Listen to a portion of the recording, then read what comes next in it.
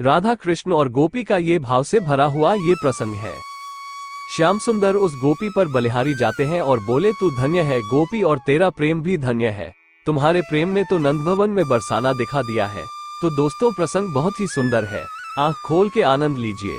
बहुत ही सुंदर गोपी का भाव है, तो वीडियो में लास्ट तक बने रहिए। राधे राधे दोस्तों, मेरा नाम है हर्षुल। एक बार श्याम सुंदर अपना श्रृंगार कर रहे थे, तभी श्याम सुंदर ने कुछ सोचकर नंदगांव की गोपियों को बुलाया और कहा कि अभी तुम बरसाना जाओ और ये पता लगाना कि हमारी प्राण प्यारी ने आज कैसे वस्त्र धारण किए हैं। आज हम भी वैसी ही पोशाक धारण करेंगे। आज तो राधे जैसे ही वस्त्र धारण करके ही निकुंज में जाएंगे और तो हमें देखकर राधा जी अचंभित हो जाएंगी। जब नंदगांव से गोपियां श्री बरसाना पहुंची तो श्री कुछ मंजरियां श्री राधा रानी का श्रृंगार कर रही थी। कुछ मंजरियां बाहर खड़ी थी। उन्होंने गोपियों को अंदर जाने नहीं दिया। गोपियों ने बहुत अनुरोध किया कि सिर्फ एक झलक तो प्यारी की निहारने दो, फिर हम यहाँ से चली जाएगी। मंजरी ने कहा कि एक शर्त है कि कोई एक गोपी ही अंदर जाएगी। फिर एक गोपी अंदर श्री राधे की झलक के दर्शन करने गई। गोपी बिना पलके झपकाए श्री राधे की झलक के दर्शन करती रही।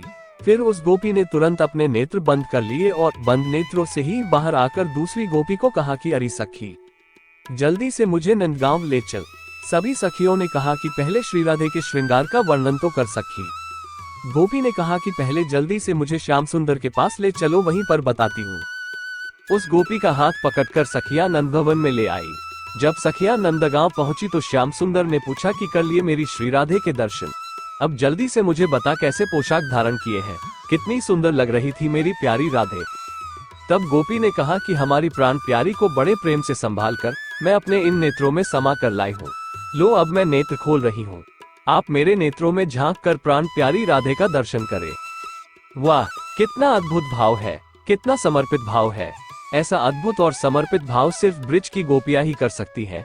तब श्याम सुंदर ने उस गोपी के नयनों में झांका तो बरसाने में श्रृंगार करती हुई श्री राधे दिखाई दी। श्याम सुंदर अपनी प्राण प्यारी राधे की झलक पाकर उस गोपी के नेत्रों में ही खो गए।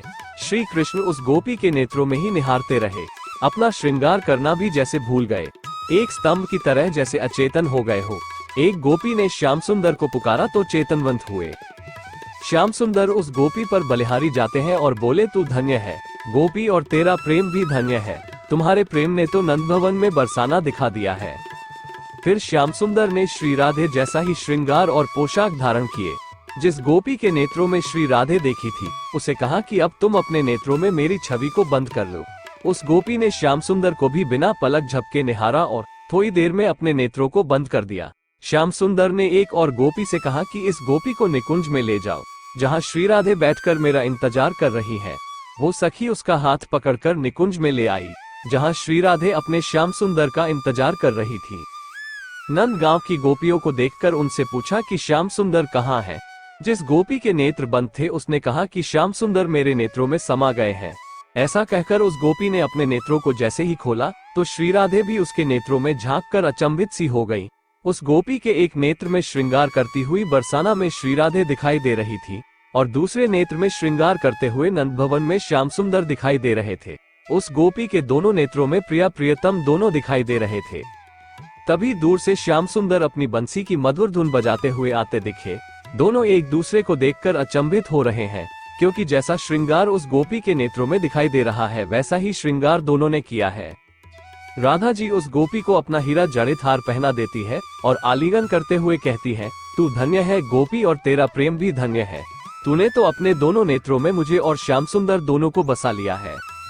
तो दोस्तों, इस प्रसंग से हमें ये सीख मिलती है कि मन में पवित्र भावना हो तो किसी को भी अपने नेत्रों में बसाया जा सकता है। भगवान सिर्फ भाव के भूखे होते हैं। भगवान हर जगह होते हैं, हर कण कण में होते हैं। तो आप भी इसी तरह भगवान का भाव बनाए और राधे राधे जपिए, भगवान पर विश्वास करिए। अपना ख्याल रखिए। राधे राधे।